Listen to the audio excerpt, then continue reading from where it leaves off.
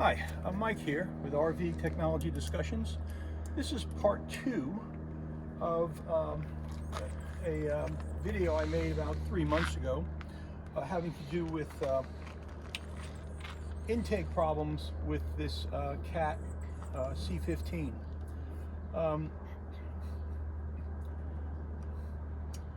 You have to excuse my delay for 3 months. I've been working on some other personal issues, and it just took me 3 months to get back to this thing. But in that period of time, I think I made a great deal of progress, and a series of things got revealed that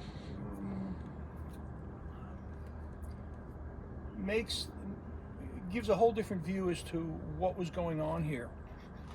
Just to recap, the initial indication I had after first buying this coach was that my filter minder, which tells me how much vacuum pressure I'm drawing through the filter, the air filter, was showing a maximum of 25 inches. That's the maximum it will show, which tells you it's time to change your filter. This was with new filters. Changed multiple filters, had the same issue come up. So I dug into the system, and we found a series of issues. The first issue was with the filters themselves. Were they big enough? And it takes a little bit of time to sift through the different makers' data. But the net result is that the filters may be big enough. Now, the thing you have to remember is that this Cat engine, being the 625 horsepower version C15, is the largest output Cat engine in this classification. It's 2,050 foot-pounds, and it draws up to, in this version I've seen on my instruments, up to 54 pounds of boost, which means it's drawing a lot of air through the system. And the details of just how much air and how much pressure works through this thing is not easy to find. But just to recap quickly, this filter is now installed in what would be considered a normal feed situation, and that is the air coming in from the outside is fed through the bottom here, and that dirty air is now presented to the outside of the filter. It works its way through the center and then comes through the middle and down into the turbo. It's a little hard to see that turbo down there. The original setup for this vehicle was in reverse flow. And the reason it was done is because it makes it easier to install the filter. If you notice, I've got the airflow coming in from the bottom. This is all new. This is taking fresh air through the side of the coach. It's actually entering through here. You can see the opening.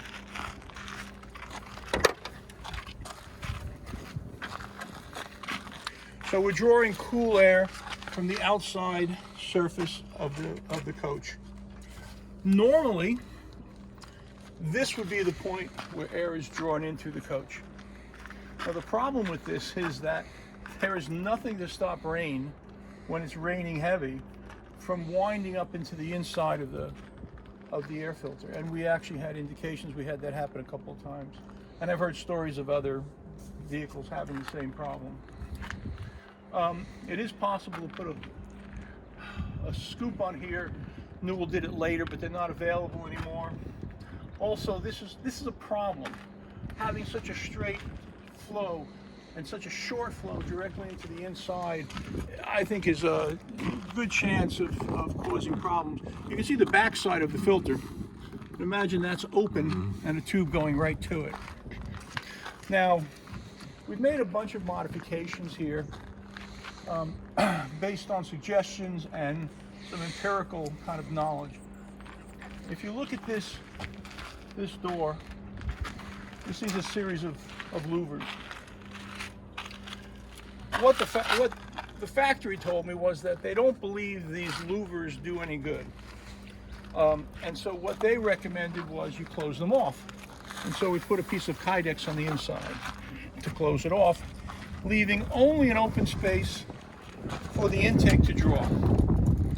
Now we'll have to do some indicators on this to see if we're in fact getting any increase in draw through here. But it was an interesting way to do it. That pipe is actually removable. I take the screw out here, and this thing just drops out and comes away, which means when I'm working on the engine, it's not in the way at all.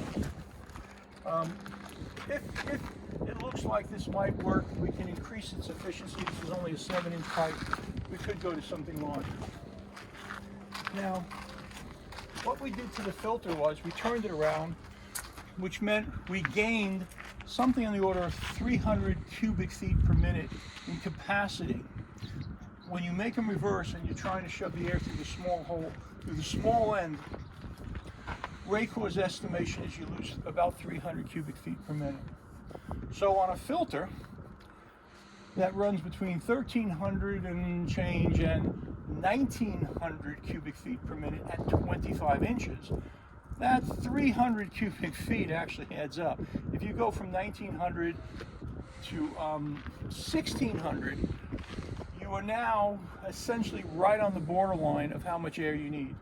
Donaldson's estimation that this engine, the ACERT C15 2006 version without the DEF and without the regenerator, requires about 1,680 or 90 cubic feet per minute at maximum horsepower. So if you take this and you consider it as 1,900 cubic foot per minute filter, and you deduct 300 from it, you're now at 1,600. Now you also have to deduct the tubing. Caterpillar believes that you shouldn't have more than 2 inches of water in the vacuum, in the back vacuum, meaning the resistance being pulled through. So now you've got 2 inches less. So you can see how just, even though you're assuming a very efficient system according to what you can do, you can see you're right on the borderline. Now, we had a bigger problem, and that is we're picking up air, we're picking up the suction side. This yellow, feet in there. Yeah. That yellow cast tubing is what goes to the turbo. So that's the suction side of the turbo, and it's coming up into it's a 6-inch pipe, coming up to a 6-inch pipe, turning then up to here to a 7, and from there it's all 7 till you go to the outside. Now, what this coach had in place was not a 6-inch there, but a 5-inch. This was the tube. This was what was installed. This went against the turbo input. We have a 5-inch tube here coming up to a 7.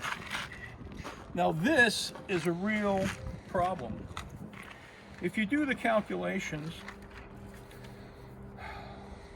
the 6-inch tube that you're starting with here has a capacity of 395 cubic feet per minute when you're limiting its flow to 2,000 feet per minute, which is one of the limitations that Caterpillar puts on these things. Now, there is no way to make these systems in these vehicles work at 2,000 feet per minute, but it is their recommended velocity to maintain a linear flow.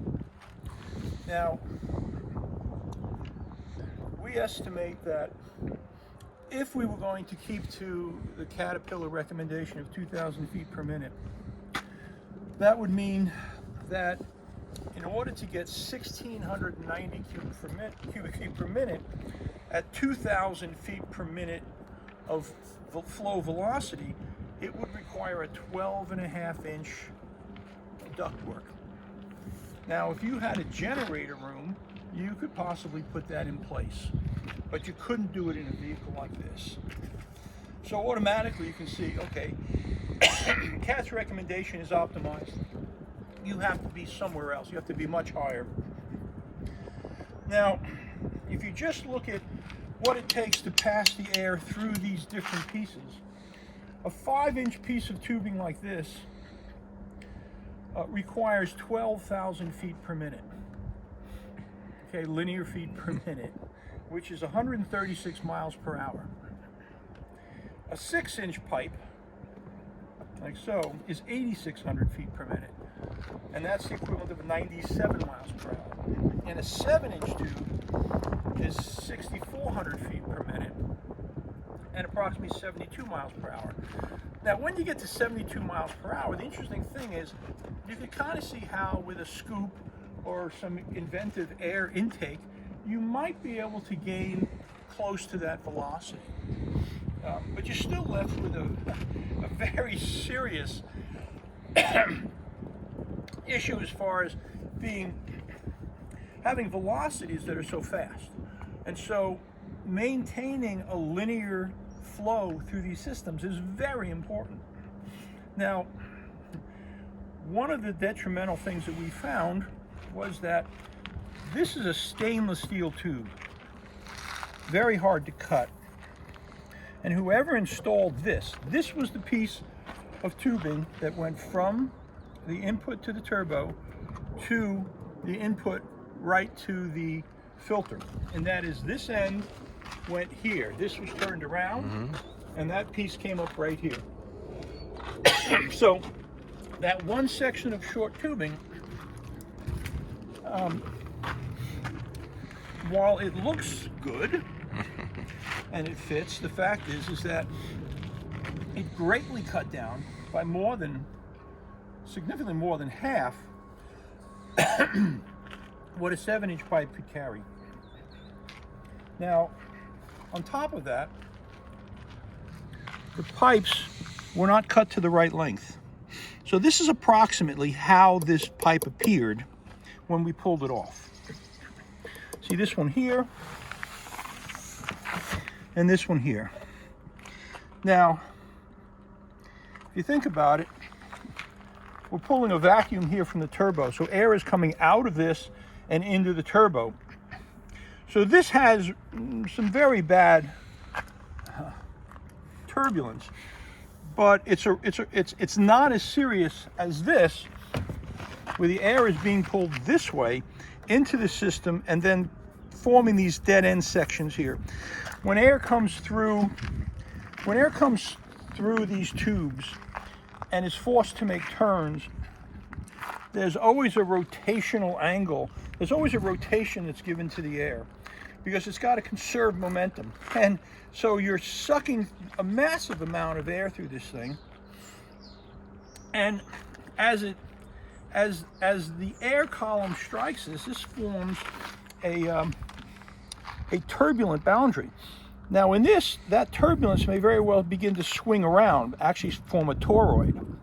In other areas, you can form this kind of dead zone as it rolls around the edges. This is considered one of the worst things you can do when it comes to building your tubing for your intake or your exhaust. If you were to have just, like, here's our intake for the engine. You see we made this bell mouth. If this was in fact just a sharp piece of metal that we cut, we could see a tremendous reduction in airflow. So this is a very important piece. And when they talk about building these systems, this is the thing they call out as being very important.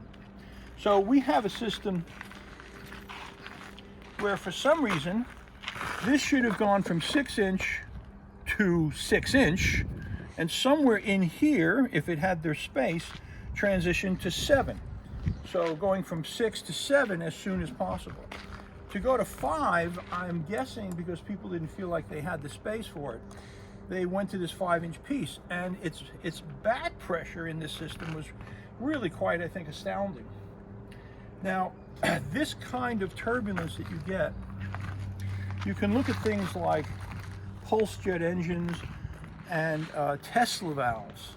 If you go on YouTube, you'll find Tesla valves, and what they do is they show how in one direction you can build a pneumatic tube system where the flow is very high in one direction and almost stopped in the other. And it has to do with the turbulence bringing the air directions back against each other. I don't want to go too much into it. I'm kind of dragging a little, I'm kind of making a point that might be a little overdone. But this kind of flow, especially flow that's so turbulent that one flowing element can get turned against the other, that's how things like pulse jet engines work and how they can actually stop the flow completely. So this was a very poor piece of tubing. And it was also unnecessary. Simply no reason for a 5-inch pipe here. If you go here, we've managed to go from the 6-inch bell down here to a 6-inch straight piece of tubing. And if you notice, here, back out a little bit. If you notice, this is the point we're pulling off to check the vacuum. And these clamps are nothing more than something to hold that on to make sure it never comes off. So this is then transitioning to a 6-inch bell, and this is a 6 to 7-inch elbow. So as fast as we could, we went from 6 to 7. And then here you see this is all 7. So let me make sure I understand this. Yes, 6, 6, 6 transition, 7, 7, 7, and then all the way down to 7. Now, it is possible to make these even larger, but these filters were basically made for this style engine and this kind of setup. Now, the problem is that this engine really pushes the power limit to the family of like ACERT C15s. Just before this, I mean, this engine actually comes out of the factory. It's 600 horsepower. Right before they had this version, really the engines were more like 500 horsepower. And so these were more than enough filters for these. But with this dual turbo and the pressures that it can build, we're getting to the point where we're crossing over that limit. And we're not the only ones that, this is not the only engine that had this. There are companies that build very heavy trucks with C18s, C16s, and in discussions with these people, those units are called gliders. A lot of them are rebuilt older systems. Keeping a filter system open long enough for its lifetime is an effort, because these engines draw so much air through them. So we were reading 25 inches. And in analyzing this thing, I do not think my initial assumption, which was this is really not big enough, I don't think that's really the case. I think we had a series of mistakes that were compounded. And the worst of them is that 5-inch pipe.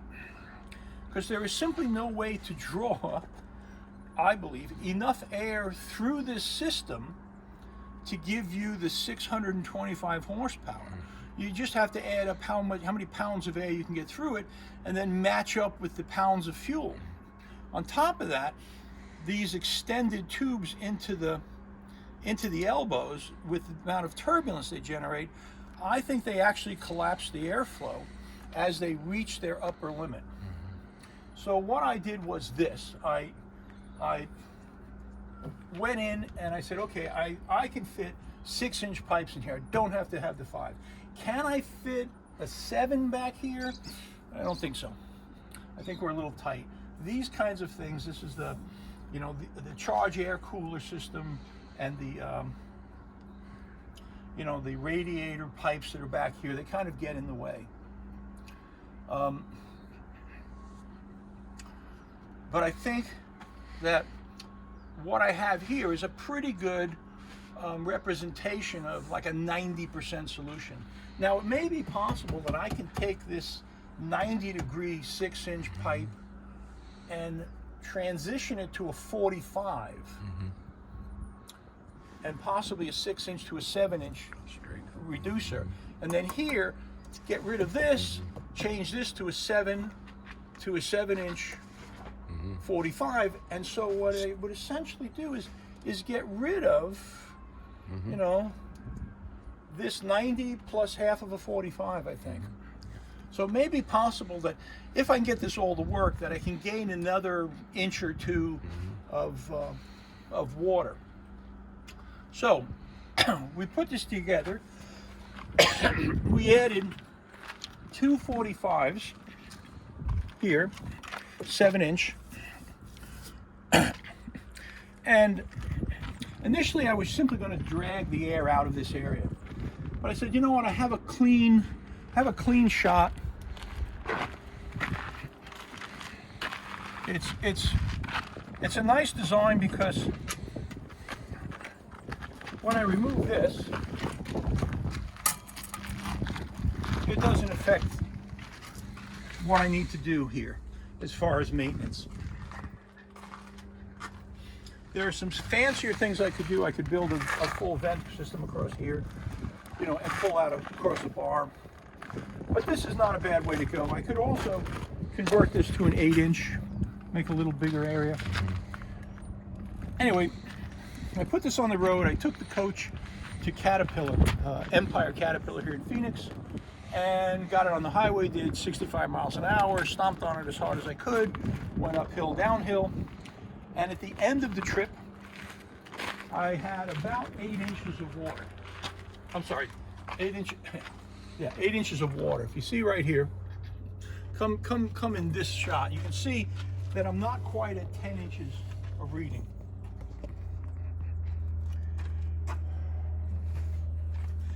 Now, one of the interesting things I had happen was in all the time I ran this coach, which is about 30-something thousand miles,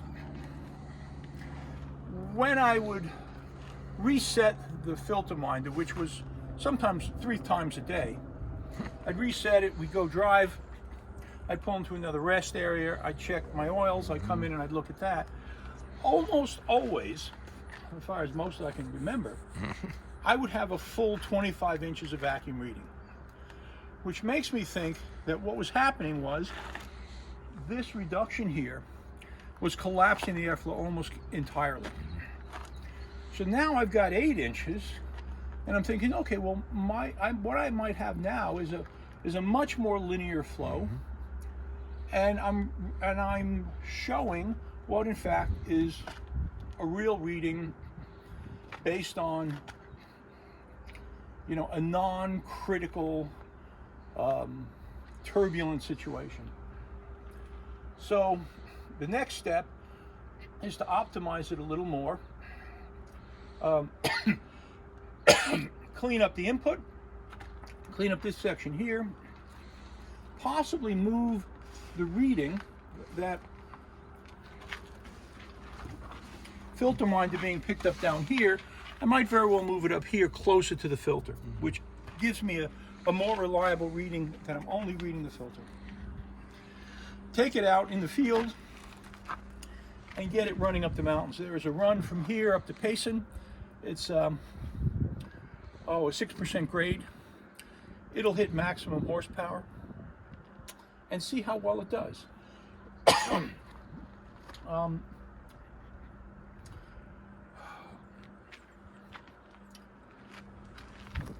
If it does not do what I need, which is give me a low enough reading, and I need a low enough reading because I have to have some reservoir to put dirt into the filter. Ideally, if I hit 8 inches on the gauge, well, I know that I'm somewhere in the order of at least 5 inches in the filter. That gives me 3 inches in the rest of the tubing. Not bad. Now, Caterpillar doesn't want to see more than 2 inches in the tubing, but I'll take 3. Now, so what I'm getting here is 8 or even 10, that gives me 15 inches. That gives me a lot of dirt capacity, and I'd be happy with that.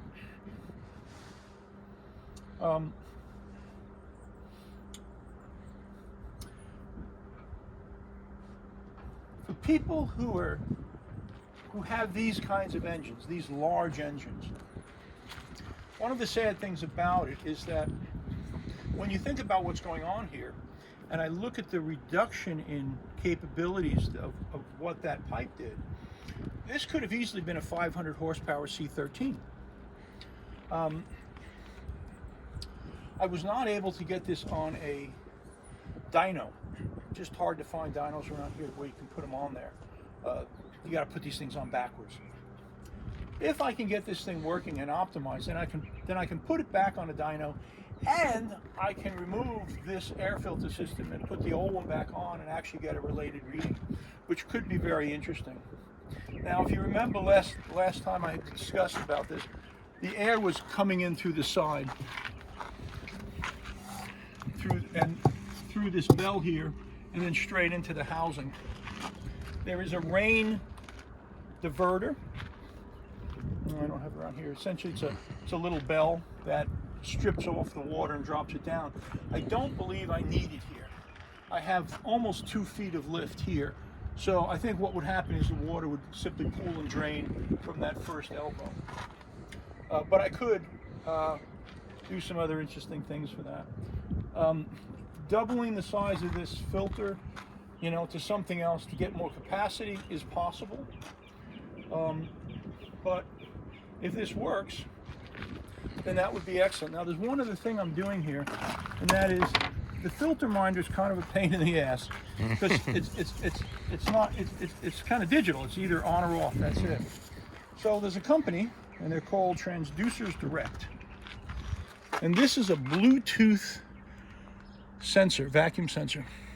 Now they set this up for me to 0 to 35 inches of water column. So this transmits all the time. If I turn on my phone, you can see the reading from it. So what I've done is inside the coach, here's the tubing that comes from the pickup point, and it goes up through here and then into the closet in the bathroom, and then this fits in the vent, and it actually looks at the front of the coach. So this is transmitting a signal to the front of the coach, and I have a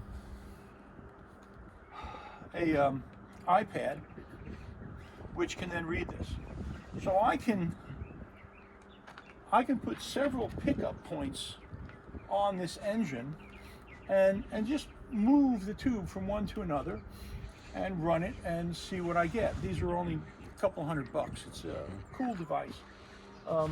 Again, it's Transducers Direct, and this is called a TDWLB WCL C0035034. Had it on here, it was running pretty well. I'll have to let you know how well it winds up finally working. That's kind of enough for now, I think. The next stage is getting everything kind of polished out, getting all the little details done, and getting it on the road and recording the numbers. The Bluetooth sensor will allow me to record over time. The iPad can actually record every so many minutes, and we see what we get.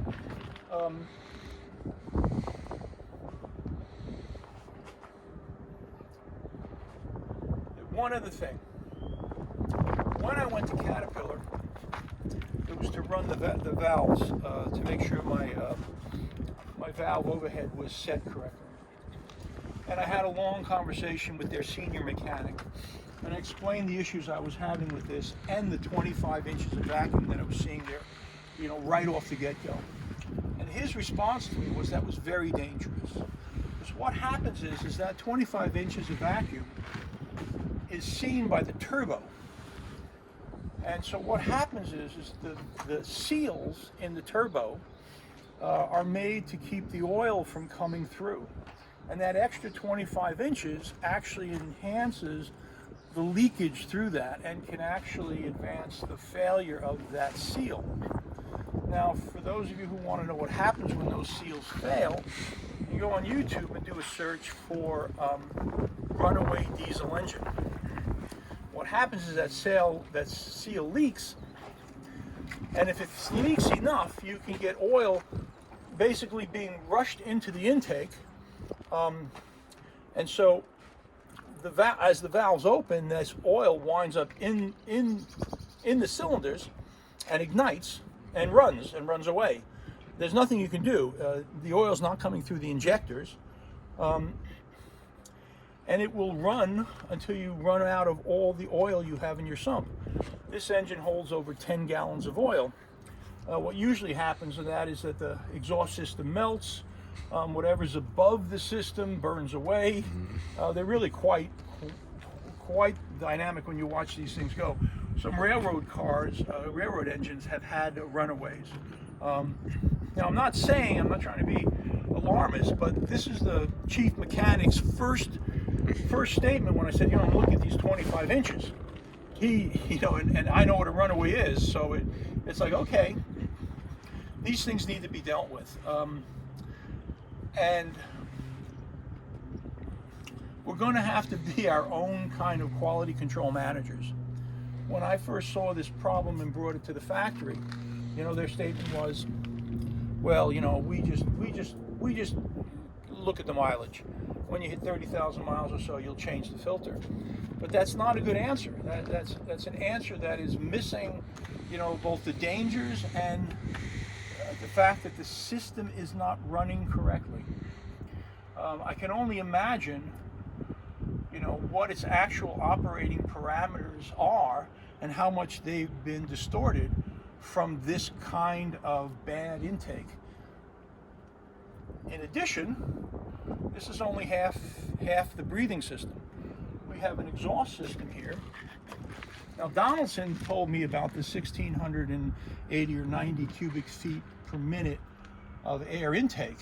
They also mentioned that the exhaust on this system is over 3,000 cubic feet per minute. Now, the back pipe on this system is 6 inches. So whether and how much you could actually get through a 6-inch pipe at 3,000 cubic feet per minute, both the velocities and what the back pressures are, we have to start looking at this. The exhaust system is all basically covered up with heat shields and all that, and there's a muffler. So this whole system is coming through a muffler.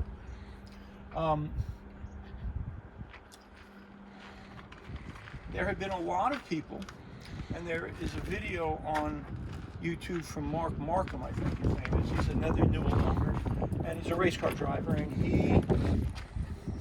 he went and upgraded his engine. I think he both did it to a Cummins and on a Newell one, and also a Cat version of his coach. But he put in these more advanced exhaust headers, and then of course a fuel control computer that gave him more horsepower. When I heard that, I was speaking with one of the Newell executive types, and I just mentioned that I don't see how I could be looking at boosting horsepower when I'm already showing too much vacuum in the system, let alone whatever back pressure I'm looking at in the exhaust. So I'm sure there is a set of sensors that can be put on both the exhaust and in other spots of the intake where you could really see whether or not you have any capacity. There are a few older trucks I've seen that were in the 500 horsepower range where they had 2 intakes and 2 exhausts. And while it was hard to see how big these pipes were, they were certainly around 6 inches. And so thinking about that, well, okay, I could see how 2 6-inch pipes, can handle in a better manner what's going on here, both in intake and exhaust. This 6-cylinder engine's a little tougher. It was a V8. Well, you could see how you could split off the intakes and exhaust and make it a little easier. Being a motorhome, there simply isn't the room to really fit this stuff. And so maybe the net answer is that you figure out what your flows really are, and you go and engineer a maximum horsepower, and you back it off. And rather than trying to get 625 out of the thing, you know what you really have, and you re-engineer your system to not pull too much vacuum, to not push too much pressure into the exhaust system. Again, this is just supposition on my part, but the engine has to breathe. It has to push air out and has to pull air in. And right now, while we're much better off than we were before, I'm not sure we're there yet. But I'll make a third video once I have real numbers. So, thanks for everybody watching. I'll talk to everybody soon. Bye-bye.